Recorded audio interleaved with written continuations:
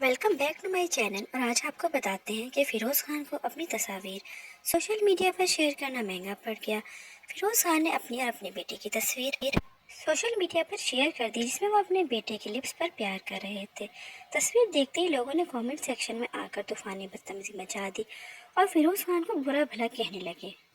किसी ने कहा कि इस तस्वीर को देखना बहुत ही अजीब लगता है, तो किसी ने उनकी साइड लेते हुए कहा कि ये एक नॉर्मल सी बात है। इस सब को देखते हुए मतीरा भी मैदान में आ गई। मतीरा ने कहा कि बाप बेटी के खालिस प्यार पर कमेंट्स करना बंद करें और खुदारा बच्चे को अकेला छोड़ दें।